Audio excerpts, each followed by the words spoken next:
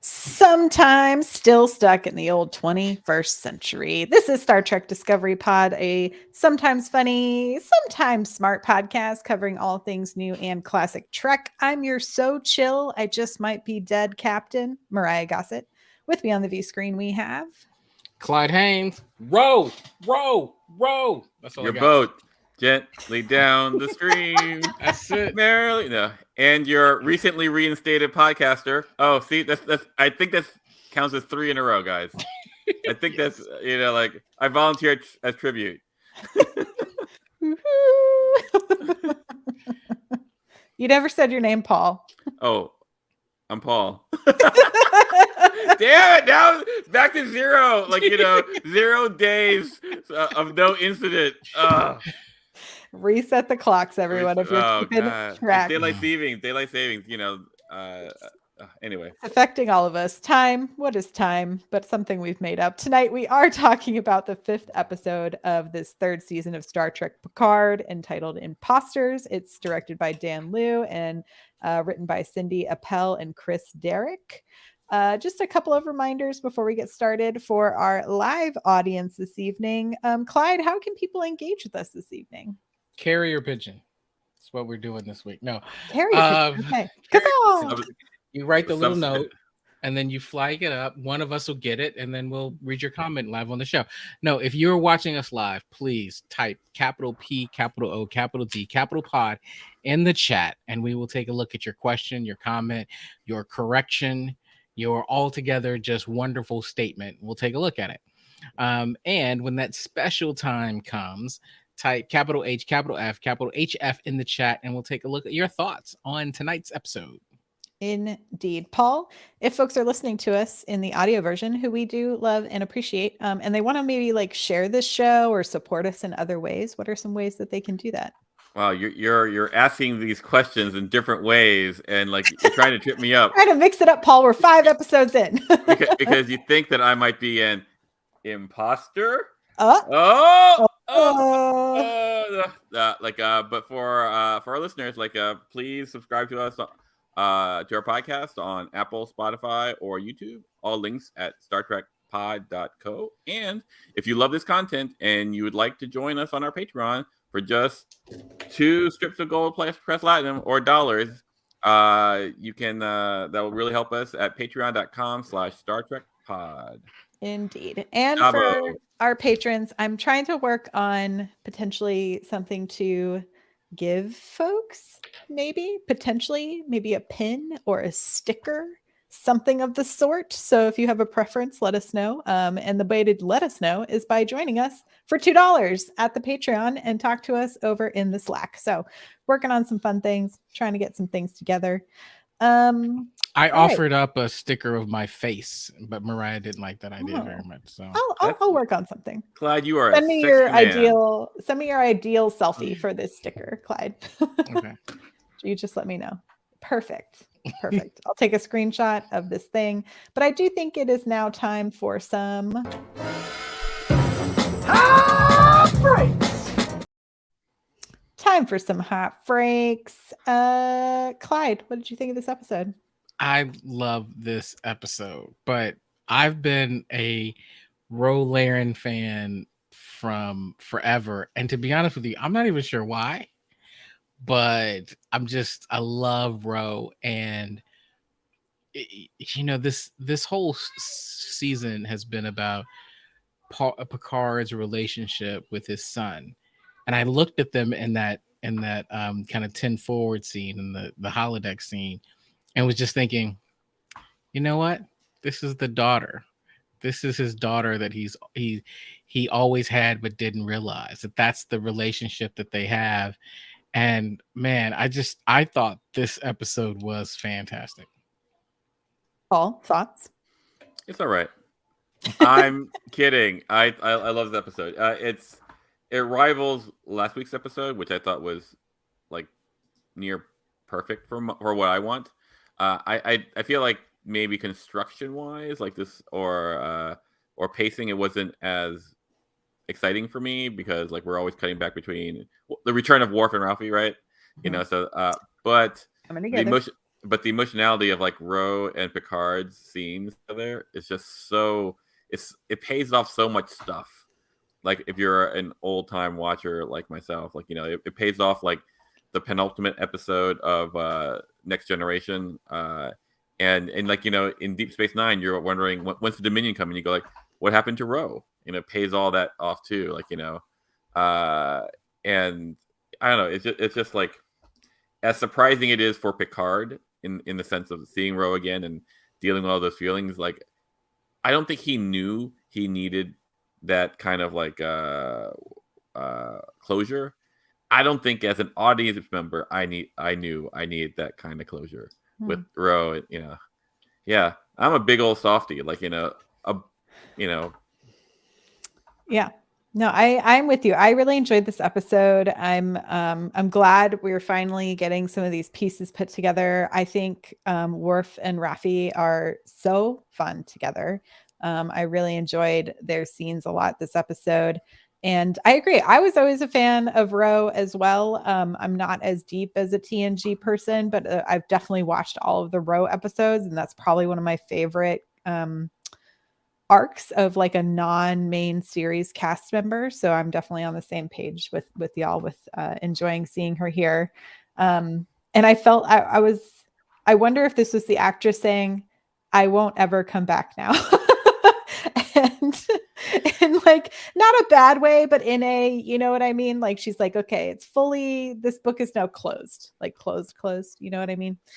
Because she was actually invited to essentially be the role of Kira before there was Kira for Deep Space Nine. Oh, was she? And turned that down. Mm-hmm.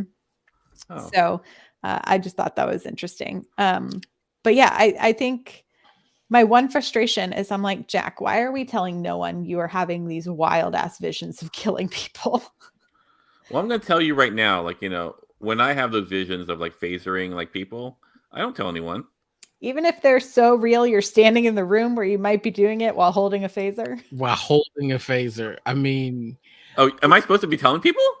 Ideally, Paul. Ideally, do we need to give you a phone number of someone you can talk to? But yeah, I'm enjoying it. I feel like the pace is getting a little bit quicker. I honestly thought this episode ended when the ship was starting to come back around to like hit. Yeah, sure. Like the Titan. Yeah, the Titan and the Intrepid. I was like, what's the other shit? When the Intrepid was like looking like it's like a little dragon, like popping its little head up, being like, psh, and I was like, oh, because it goes black. And I was like, oh wow, we're gonna end right at the beginning of the action sequence. And then we came right back, and I was like, oh, okay, good. We're gonna keep it moving. Let's keep going. I was happy about that. I did want to ask you all something because I feel like we've sort of all touched on this, is that we all have deep nostalgia for all of these characters, right? Like we all are so excited. Except for Shaw, but yeah. Mm-hmm.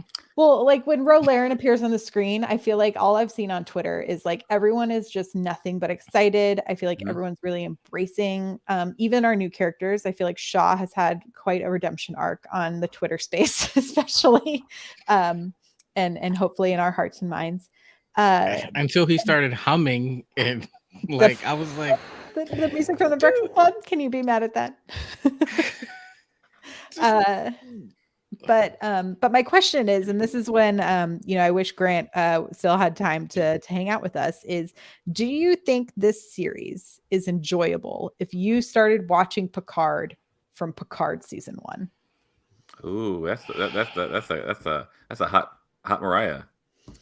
It's not that like I'm having a great time watching it, but I am wondering, it's mostly, I think I'm also feeling a little bitterness about how much, because I love Discovery like so much, and because they're taking it away from me, I'm feeling very guarded about like my new Trek sphere and how folks are being like, this is the best Trek that's been on air since the original series. Like there is like crazy amounts of chatter on the interwebs. That's insane. But crazy amounts of chatter. All these polls being like, what's the best new Trek? And it's always like, anyway, the answer is still Discovery, by the way. So if you're confused about that, I also have these feelings. But to me, that then brings up the question, because I have friends who have never watched other Star Trek. Their first Trek is Discovery. Like they haven't even been watching Picard. because they don't know who any of these characters are. And I find that fascinating. So, in a good way. It's funny. I wasn't quite thinking about this question the way you asked it, but as I was watching this episode for the second time today, I'm just looking at these characters, and I'm looking at Beverly in particular. And I'm looking at Beverly, and I'm looking at how she interacts with the actual chief medical officer on the ship, right?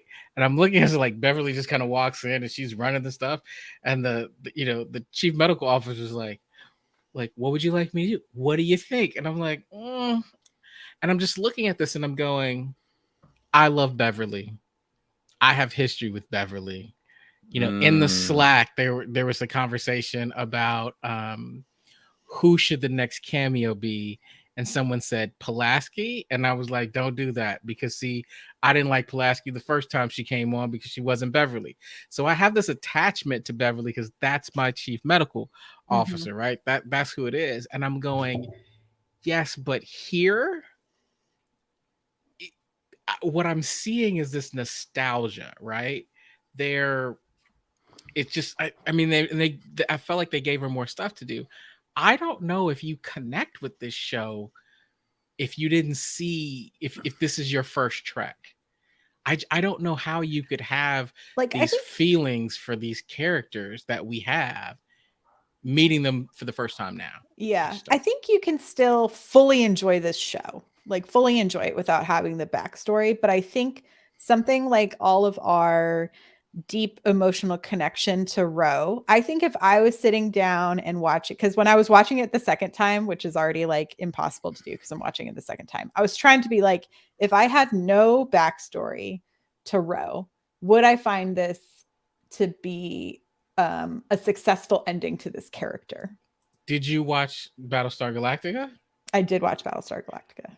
I'm saying if you watch Battlestar Galactica and she pops and you've seen it and she pops up and this character, you still would have She also played one of my favorite villains in True Blood. This actress has played a lot of pretty iconic characters. I do love Michelle Forbes. So she's she walked in with more gravitas than I remember. She has way more gravitas now than she did as Ensign Ro Laren, and I even felt like she was huge when she walked into a room then. Yeah. And by the end of it, I was like, I do think you get the importance of her in Picard's life by the end of this, even if you did not have full knowledge of her arc in TNG, I think. But again, it's hard for me to fully say because I do have a knowledge of her story arc, right? Well, I have a take. If about maybe 7 years ago or some number of years ago, Doctor Who became really hot again, right? But people just dove in going, oh my God, this is so great, blah, blah, blah. And I dove in before, after David Tennant left.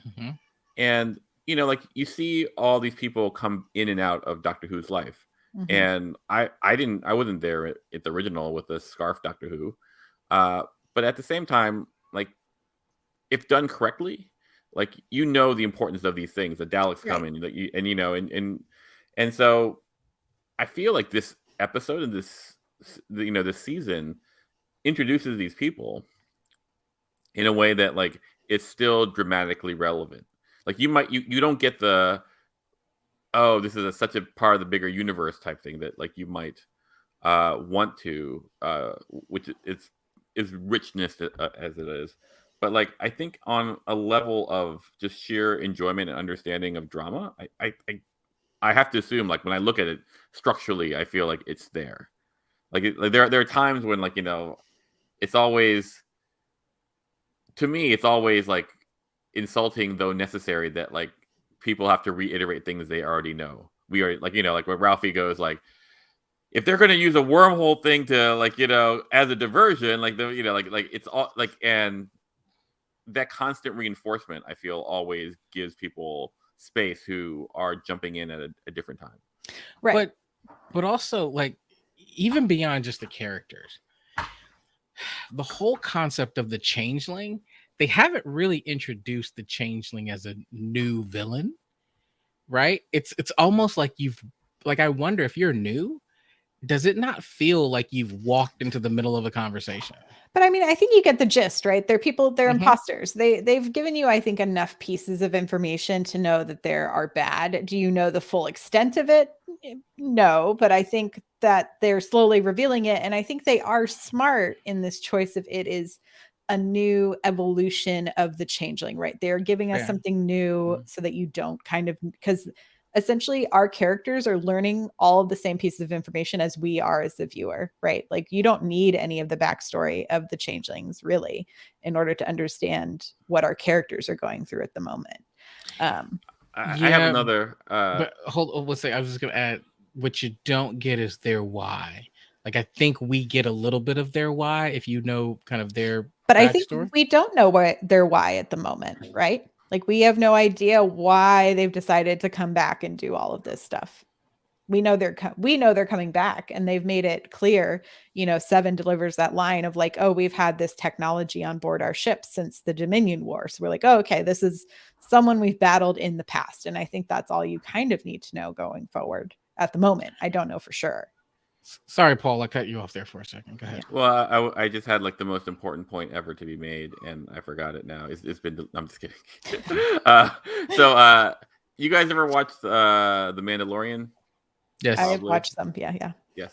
Okay, so like at the end of season 1 of The Mandalorian, like the Gideon, cuts up his TIE fighter with the black saber, right?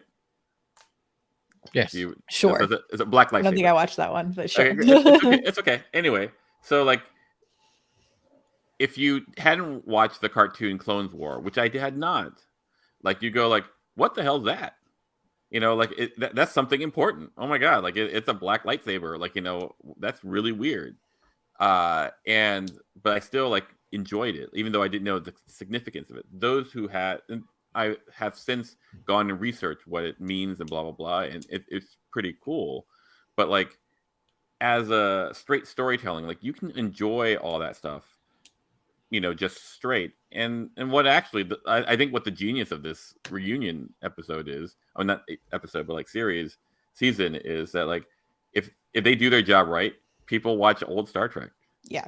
It's Paramount Plus is like, oh, we're going to take full advantage of this back catalog we had to purchase. Exactly. And basically like with Rolaren, oh my god, she dies right here, and then you go like, oh my god, she has such an impact on all these characters. I wonder who she is. And then you just go to the episodes and watch them. Yeah. So I want to talk about that for just a second, because I agree, Paul. Like, you talk about The Mandalorian. I am one of those people who went and had to research what the hell is this black lightsaber, right? Mm-hmm. And there are times, even with this episode, like with this show, like I'm watching going, okay, I got to remember exactly what happened with the changelings. I'm going back and I'm watching. And it's great for business. It's great for Paramount Plus. But my question is it great storytelling? Because I feel like I'm missing pieces and I'm not getting like the benefit of starting a story and learning about it firsthand, unless you're trying to make me guess and figure out the mystery that you're going to unfold. Like, I don't know. I'm a little bit split. Like, I think they're doing it well. Like, I think they're doing it really well, but I get the benefit of having seen, 30 years of Star Trek. Like, I think it's a lot of different, like, it's layered exposure, right? If you have all the catalog stored in your brain, everything is hitting right immediately. But if you go in straight without ever seeing any Star Trek, and it still can deliver excitement and killing goo people and like, karate laser, Yeah, I think they're succeeding in this way, and I want to talk about some theories about Jack kind of a little bit later, kind of connecting with all of this. But I do want to kind of jump back to the beginning. We kind of jumped right into Ro, but we do start with Riker giving a captain's log. It's the first time we've heard Riker giving a captain's log since TNG. Very exciting. Of course, Shaw has already called Starfleet and is singing a song from from the Breakfast Club in the lift. He is giddy with glee. Giddy. But I thought it was like a nice little reminder. And I think too, if you have not seen other series before, of Shaw essentially being like, yeah, y'all have saved the galaxy, but you've all also been real reckless. And here are some examples of that, which I thought was an interesting check and a reaffirmation of the character of Shaw after he's kind of out of this vulnerable state, right? And I love that, Myrriah. I think, I don't know that I love what he did, but I think Shaw in that turbo lift was amazing, because you want to talk about callbacks to other episodes and other things that will test your knowledge, right? Like Shaw is a bit of he's a historian. Shaw is the Grant Davis of the show, right? Indeed. Right, because Paul, what I mean by that is when we first started the podcast, Grant was the newbie. He literally never seen an episode, and so we would go back. So we started watching Discovery, and we'd go back with Grant, particularly for Patreon episodes, and we'd watch old Trek, and we'd watch old TNG, and no matter what episode we picked, he would come across and go, Picard's a prick. Like it never failed. And so he watched it with the sense of like, you guys love these characters, but they're kind of flawed if you look at them through our lens today. That is Shaw, and it's actually kind of sort of amazing. And the fact that he's looking like, yeah, you want to reminisce about all this great stuff, but let me remind you of the complete picture. And so I was here for it, even though I didn't appreciate the humming and the giddiness about our heroes being court-martialed. So I think P.W. Gregory makes a good note. Shaw sounded like he was a Lower Decks character with all those references. Spot on. Very true. I did think it was interesting to see the interaction between Picard and Jack, kind of their only longer interaction this whole episode, really, in the hallway early on, where he is essentially trying to get Jack to warm up to the idea that he could potentially be in Starfleet, which I think is such an interesting, it's like the most Picard way of showing love.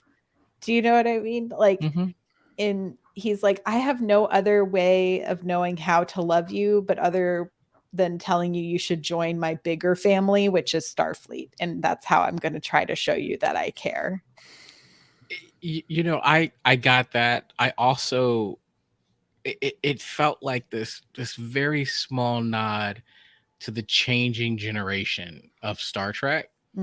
And that I felt like if you go back and look at Star Trek, you look at TNG, DS9, you look at Voyager, it felt like anytime they came across some rebel, some outcast, some criminal with a great heart, their answer was recruitment. It felt like it was always recruitment, right? It's like, hey, McKee, you know what you could do? Yeah. You two could be Starfleet, right? And so in a sense, it was kind of like Picard, like he's reminding of who he is and who Trek was. And Jack was like, nah. Yeah, it's interesting to see the parallels, and y'all kind of brought it up earlier about how I felt like that conversation between Ro and Picard in 10 Forward was what he wished he had with Jack. And it was very much like seeing if he had I think he was seeing if he had had the opportunity to influence Jack earlier on in his life, perhaps he would have ended up being who Picard thought he could have made Ro. But he does have this love of these like rebellious, people who just want to do good in the world, though, right? Which is really consistent with his character, because young Picard is like reckless. Yeah. He and so it's great to see. As far as like his talking to Jack, from my opinion, I go like, oh, this just goes to show how little Picard is understanding his son. Like 100%. Yeah. Like it goes to show that I think Jack sees who Picard is. Like he's a person who is a legend who is totally fine and was totally fine to not have children because he's committed fully to this one cause. But Picard can't see who Jack is, partly because Jack is like very defensive and but But even also, they've only known each other for seemingly less than 36 hours, you Yes, know? 3 days. but like like Jack has been very clear in who he is. Like, he's a rogue. He's Star Trek Han Solo. The way he holds himself. That's high praise.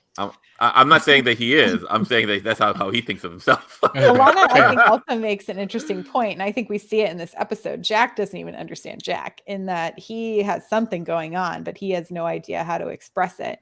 And I thought it was interesting that in that kind of final little scene between Beverly and Jack this episode, that she's like, "Oh, you went through this as a kid." Like something similar. So it's not something that is totally new, but it seems to be rearing its head in some way. And I wonder if there's any correlation to him being closer to Picard, like a relation of distance to Picard. Does that enhance these like visions and dreams? That has something to do with the two of them being in proximity with each other. But I suspect there's a possibility that Beverly knows what's going on. I wouldn't be surprised. And she might know a way to help him bring back, right? Because this episode, we heard Beverly being like, "Come home, Jack." So perhaps there is something that happens that Beverly knows how to bring him back from. Yeah, no, it's very interesting because, watching it the second time, I'm watching Beverly, and she's holding herself in a way that I go like, "Oh, do you know something? Yeah. Is this the real reason why you didn't tell Picard that you had a son? Is X, Y, and Z? There could be more than just like, oh, I didn't want my son to die. It could be a lot of things. I'm really interested. Everything in me wants to disagree. Everything. Like every part of my being wants to go no. But to your point, Beverly's a doctor, and from what we understand, flagship of the Federation, she's a damn good one. And I have to believe that at some point she scanned and looked at her child numerous times. So there's a chance that if there's something going on with him physically, neurologically, she knows. There's a chance. I wanted to pose, so speaking of people who have changed in medical things, our big reveal is that these changelings can, one, bypass the scans, and two, have seemingly human or humanoid looking organs until they're dissected, right? We see them all turn to goo. I thought that was some fun special effects. Well, one is, what are some potential thoughts on what caused this evolution? And then two, do you think they did it to themselves and potentially genetically modified, a la Khan, a la number one, how we've had previous conversations about genetically altered beings? Well, the founders, as they are often called, they created the Jem'Hadar. They created the Vorta. Well, right, because they used to be solids, right? And then they became... they used to be solids, but basically they genetically engineered the Vorta to be like the Vorta were monkey squirrels, and then they became the Vorta, and like the Jem'Hadar have been engineered so that they're addicted to Ketracel. So they're all, everything is designed. They have a lot of, the Dominion is 10,000 years old. They have a lot of tech that is pretty cool. They can transport over like solar systems. So that said, it would not be beyond the Dominion's capability to modify any genetics, including themselves, I imagine. I think the canon says that. So maybe for whatever reason, I feel that the way that Beverly goes, its evolution, it feels like something, an external force gave them this. If the Borg helped that would be interesting. Look, I agree with that, Paul, for this very simple reason. Evolution is slow. Evolution is ridiculously slow. And so if we had talked about, if this was in Discovery and we had we went ahead, then then I'd be like, okay, evolution. But we're talking about 30 years, not even 30 years. Yeah. Oh, I agree with you. I could also make the argument that Odo was not a really good changeling. His capabilities of changing were remedial compared to the founders. Like he couldn't do a face, for example. He always looked like Odo, and so there could be the stimulus of like, oh well, we need to. They have internal scanners now. We need to get better. So maybe they just jacked up. You know, they're. So I don't know. Changelings on steroids. Exactly. Who knows? Like, you know, I'm eager to see. Yeah, I was trying to see. I was trying to do some quick research on if the Borg had ever assimilated the changelings. Never met. But so here's the thing, though: Prodigy, because they were able to assimilate Zero, proves that they can assimilate non-corporeal beings. So that does allow for the possibility. Oh yeah, like I feel like if they nanoprobe like a changeling, like it would get assimilated. Like, you know, the only thing that the Borg nanoprobes haven't been able to deal with is like species. Like 8472. Yeah. Is that 8472? Is that right? 8472. Yeah. Yeah, and so like it could be like it'd be very interesting to see, like, you know, like there's so many similarities between the Borg and the founders, you know. Yeah, and I do. So I guess I'll are you guys ready for Myrriah prediction? So I think because they are probably trying to make it so that if you are only watching this series of Picard, and they have introduced an additional big bad, they've given us some references with the changelings. However, the original baddies throughout all of this series has been our Borg. And the Borg have played a part in every season thus far. We've had the Romulans with the deborging protocols happening and the big cube. Second season, obviously, we had Girardi. And now we have all of this talk of the Daystrom Institute, which is where Dr. Girardi came from. And so I think we're going to come all the way back around, and it's going to be something to do with the fact that Picard was assimilated and had a kid after being assimilated. And I was trying to think if we've ever seen any other person who's been deborgified and had children. And I don't think we have. I like it. I like it. So I think the collective is calling. Well, so there is canon though for what you're saying, because in in First Contact, you know, Picard knows where to shoot the cube because like he can hear the messages, and he has no more implants in him. Right. So there's still some connection to the hive mind, the same way that Seven can kind of drop back into it if she needs to. Right. So but does that mean that two thoughts have come to me now? Does that mean that if Seven has a kid, they might have a similar situation? Connection to the collective, potentially. Yeah, and I wonder if, I don't know. So when Jack was running through the hallway and Seven grabbed him, Torres. That is interesting. Ooh. Torres. I never. I guess it felt like Seven and Jack had a, I don't know, moment, like just right? a moment. Like normally he's like, I would expect him to like, get off me, like I don't need you, but he was just like, okay, where are you? I don't know, it was something there. Something there.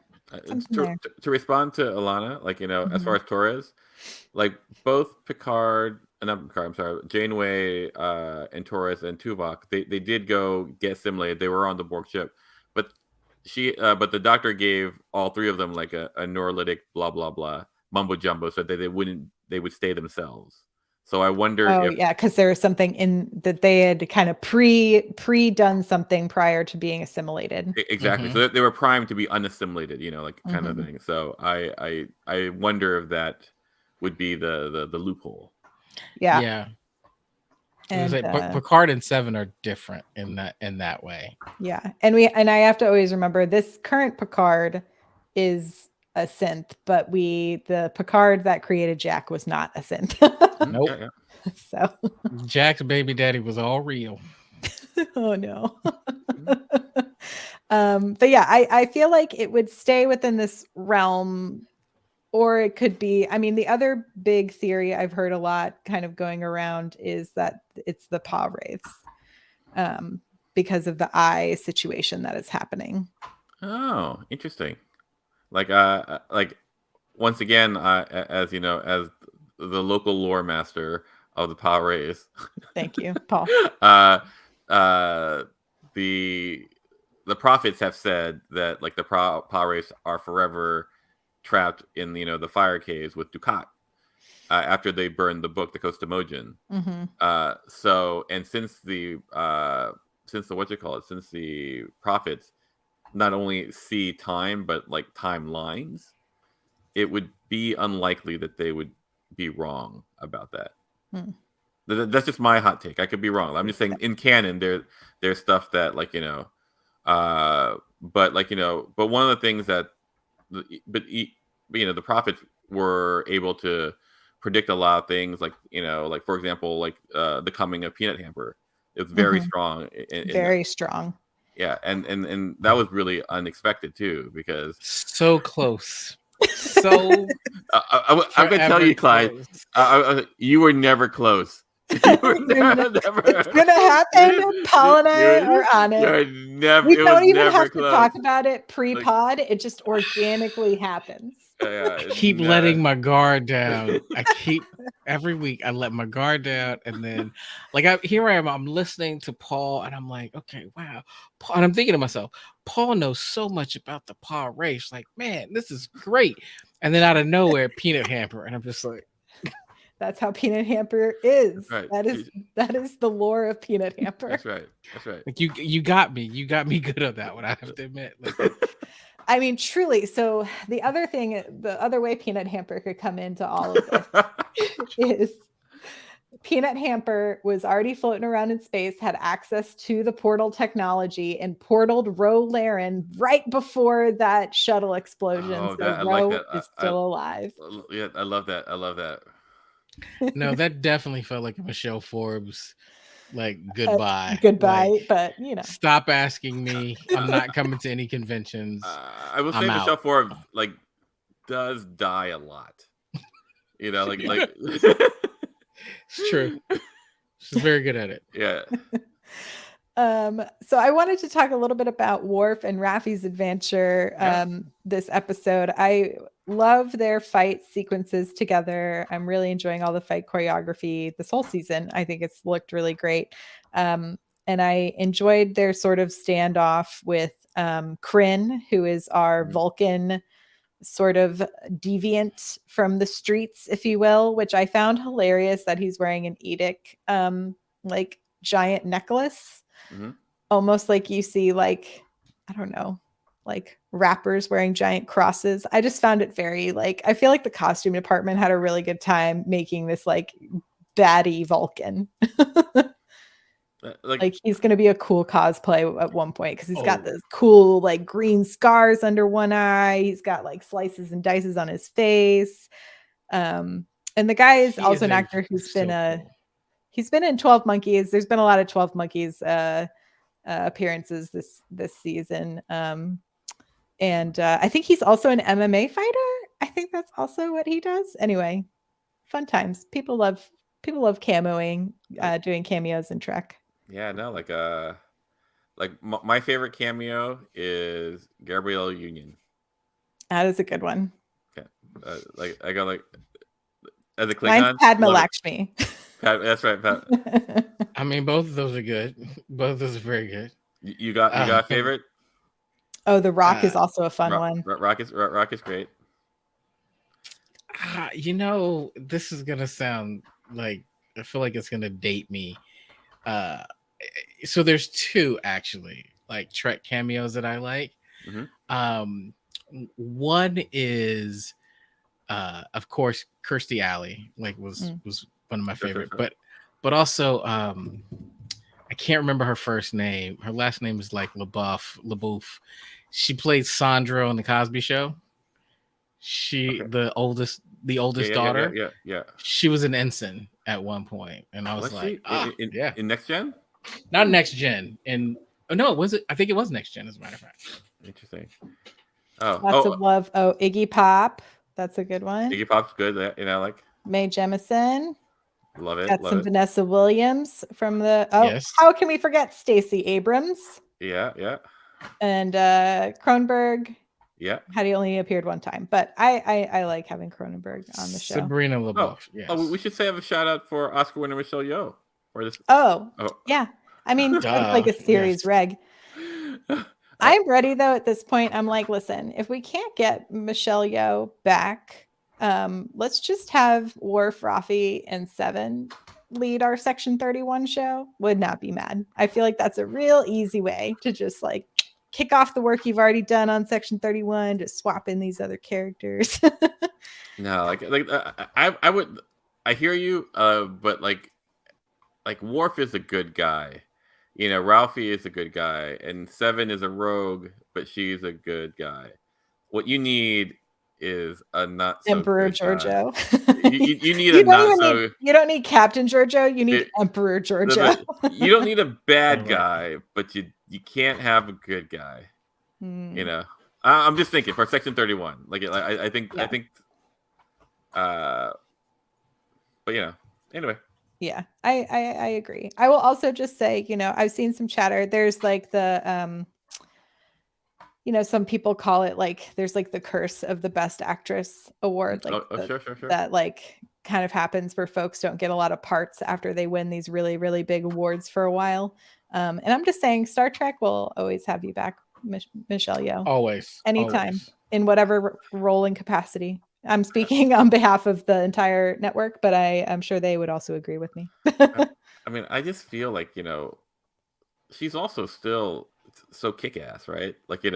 Action will always, action will always just take you. So even her little thing when they pan to her at the Oscars, where they're like, "You're gonna have to go through Michelle." Like she did a full move, everyone else was like, "Oh yeah, punch the screen," but she was like, "Yeah, I'm gonna take you out." I mean, at the end of the day, Michelle Yeoh is amazing, but she got her she burst on the scene for us with Crouching Tiger, Hidden Dragon, which one of the best martial art movies as far as I'm concerned ever. And she was kick-ass in that. So for the stuff that she's doing now feels like this is cake for her. This is easy stuff for her. Well, there's because she's been at the mountaintop. Yeah, I mean, she's really wrecked herself for plenty of movies. I love watching her original, not original, but a lot of the Hong Kong movies that she's in. They are incredible. I'll try to find, there's one where she's literally playing an Indiana Jones type, has a full whip, riding a horse, is kicking everyone's butt, is saving villages. And I'm just like, this is all I ever want. It's just Michelle Yeoh kicking butt at all times. Anyway, that would be we've now hit the end of our Michelle Yeoh Love Fest segment, but I feel like it's a requirement after the Oscars. That's right. What else for this episode? I mean, our big, a couple of other questions I have in thinking about the season thus far is Beverly seems to know that there's been something wrong, right? She was like, Picard trusts no one, not even Starfleet. And something's been up with a miss with Starfleet folks coming after her and Jack. And now she kind of knows about the changeling things happening as well. So when Picard comes out after Shaw says that Starfleet's on the way, I was surprised Beverly wasn't more like, we can't trust anyone who comes over here. You know what I mean? There wasn't a big reaction there. And so I'm just wondering what y'all think was sort of happening in that space. Is she like, oh, we're sort of safe and now I'm safe because Picard is here and Picard can kind of handle it? Or is it what else are we going to do? Obviously Starfleet was going to come to this broken down ship that they have to deal with, right? Yeah, no, I think in the end,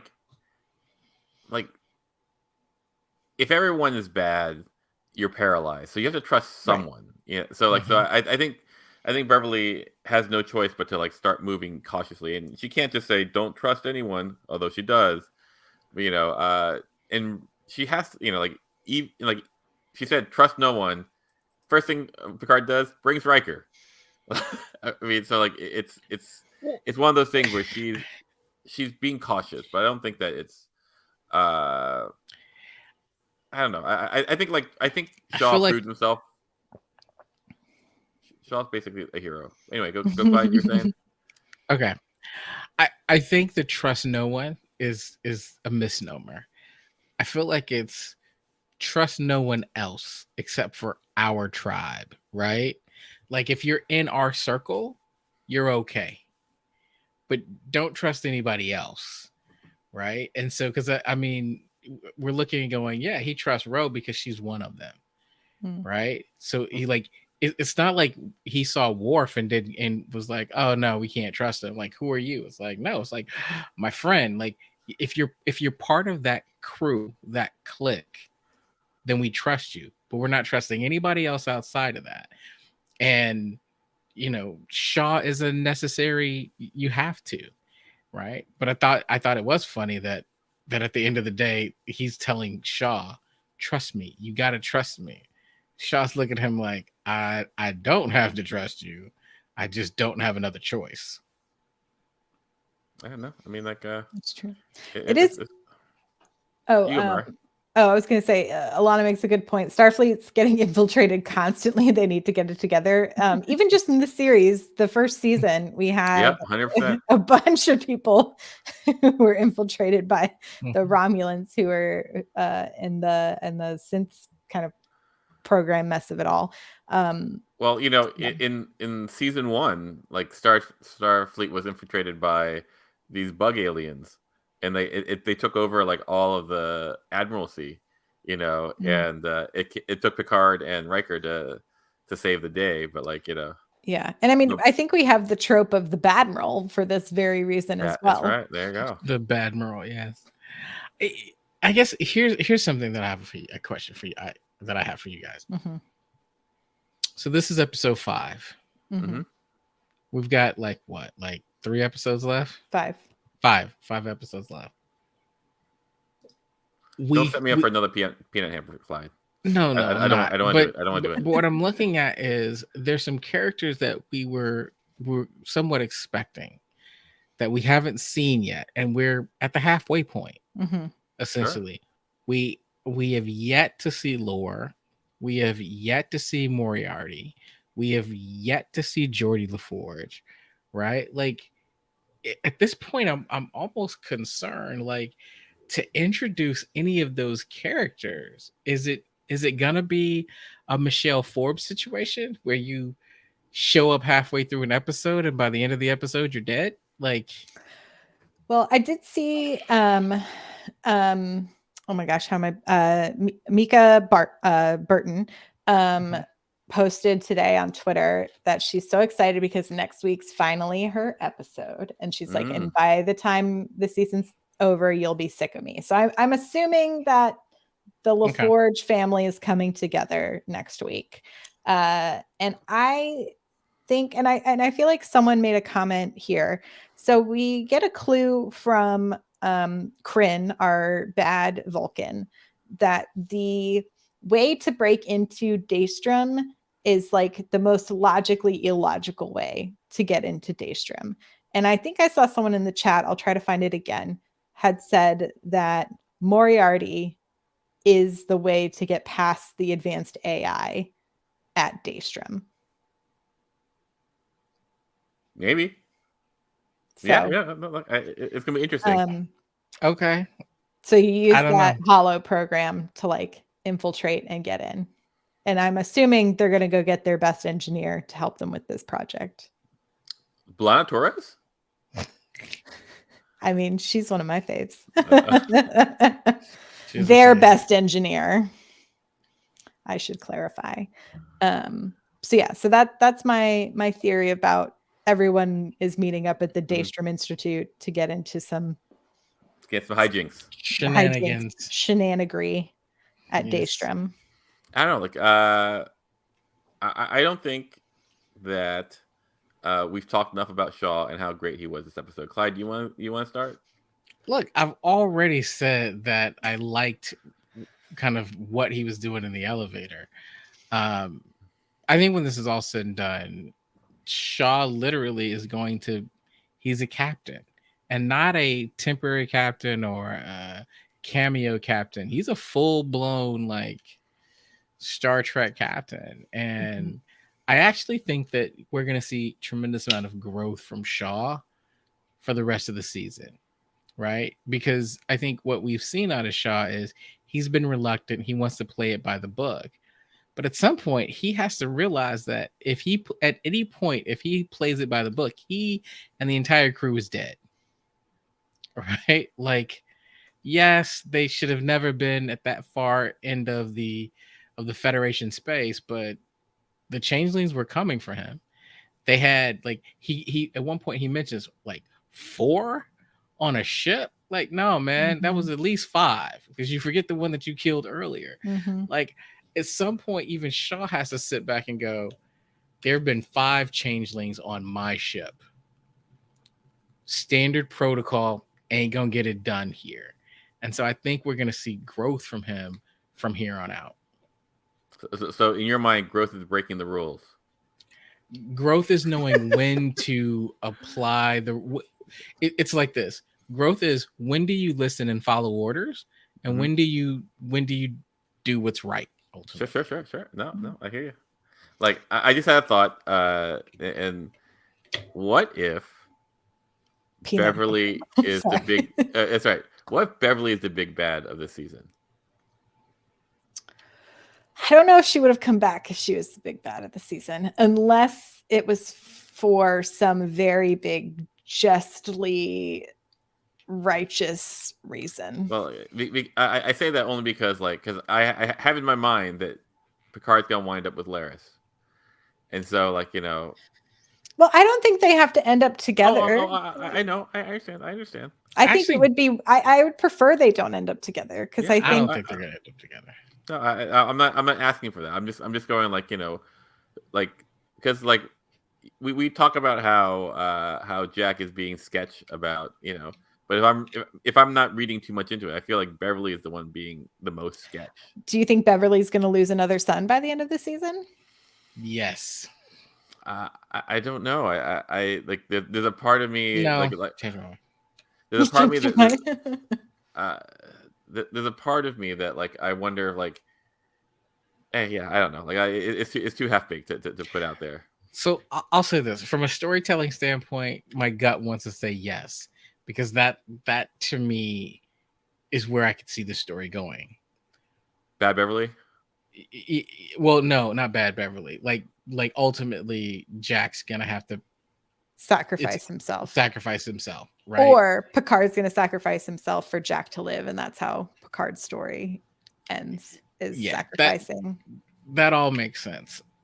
I just think that from a business standpoint, there are a couple characters here that you've invested in.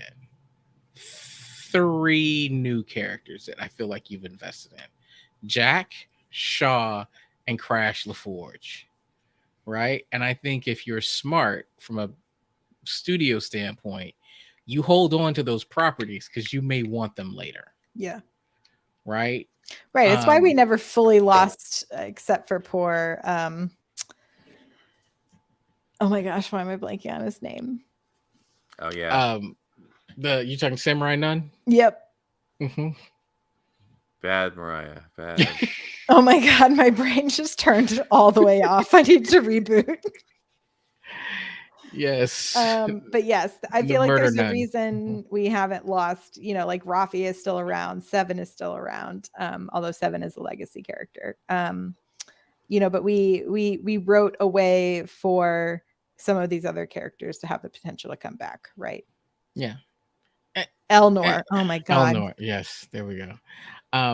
Also, I don't know. I think, and this is probably more of a question than a statement,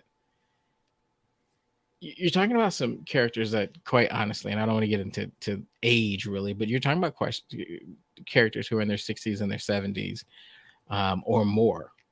Mm-hmm. I don't think that they'd want to really play with their legacy, right? Because at the end of the day, Gates McFadden is like her television hit, like she's royalty in television history. She's on one of the most iconic franchises, as like she's in the, like if there's a hall of fame for sci-fi, she's in it, right? Like I would say this: if you line up and say who are the top 10 doctors in sci-fi television history, you can't have that conversation without mentioning her name. Right.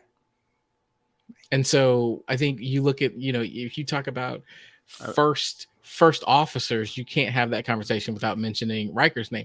I just don't know that they're going to play too much, like play fast and loose with their legacies. In this. Like for doctors, you got like, Leonard McCoy, you got Kate Pulaski. Negative. You have the doctor. The doctor. I think you do have the doctor. Mm-hmm. You got the Enterprise doctor. What's his name? Bones. No. You said it over. Oh no. You can't even remember it, so it doesn't count. Anyway, I feel like you're right, and I don't think any of these legacy characters are really going to become villains, but I do think there's potential for some of these characters to Phlox. Thank you, Phlox. To get Julian Bashir. Julian Bashir. Oh, Bashir, yes. I think there's potential for some of these characters to want to fully close their books. Sure. Yes. What I think is there's a potential for. Who do you think would want to close their book? Sir Patrick Stewart, who is 82 years old.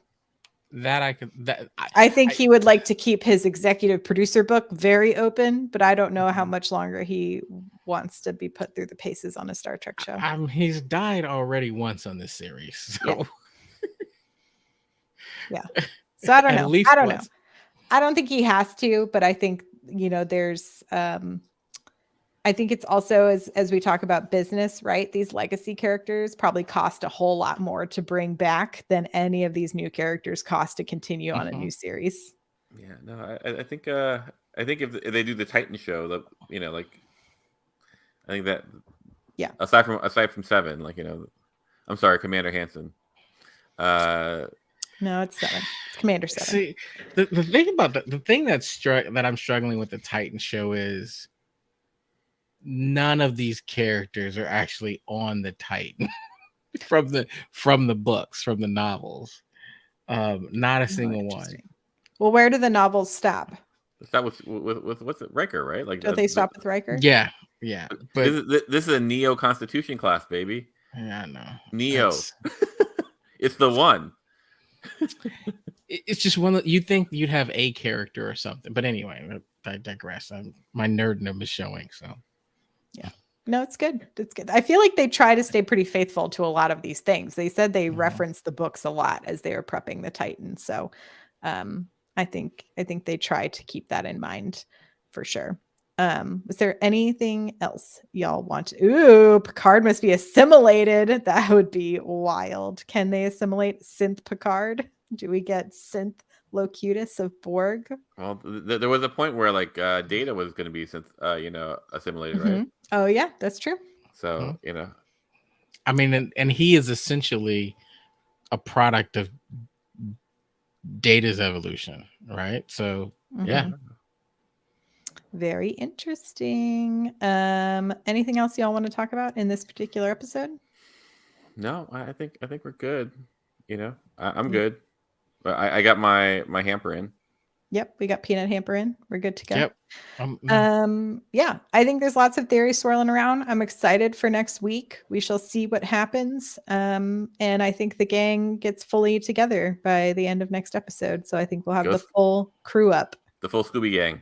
Full Scooby gang ready for shenanigans. As always, thank you all so much for joining us this week on the podcast. We will be back next week on Thursday. Join us live if you like to. We start at 8 p.m. Pacific time, 10 p.m. Central, 11 p.m. Eastern. I just did all of that math. Hooray. And on YouTube, you can find us at Star Trek Discovery Pod. Visit StarTrekPod.co for links to video and to audio podcasts. Find our link to our Patreon there as well. Shouts to Karen, who helps run our Twitter. We're at Star Trek Pod. We'll see you all next time. Live long and prosper.